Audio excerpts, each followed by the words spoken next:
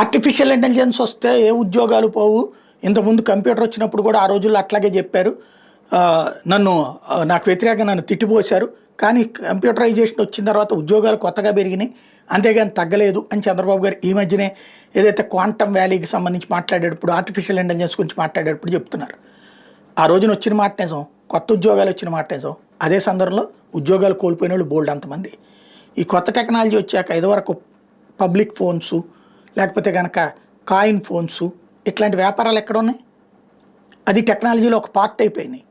రెండవది వచ్చేటప్పటికి ఆ రోజున ఉన్నటువంటి అనేక ఉద్యోగాలు, అకౌంటెంట్లు, తర్వాత ఇతరత్ర కొన్ని పోస్టులు మాయమైపోయినాయి. వాళ్ళందరూ వేరే వృత్తి వైపు వెళ్ళిపోక తప్పలేదు. అలాగని చెప్పి అవి కొత్త ఉద్యోగాలు వేరే రకం ఉంటుంది. ఇప్పుడు బ్యాంకుల్లో ఇదివరకు 20-30 మంది పనిచేసేవాళ్ళు క్యాషియర్లు. ఇవాళ రోజున బ్యాంకులో 3-4 క్యాషియర్లతో లాగిచ్చేస్తున్నారు.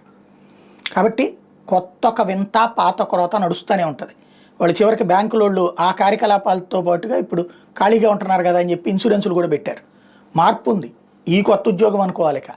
ఇప్పుడు ఆర్టిఫిషియల్ ఇంటెలిజెన్స్ ద్వారా కొత్త ఉద్యోగాలు వస్తాయి, ఉన్న ఉద్యోగాలు కొన్ని కోల్పోతాయి.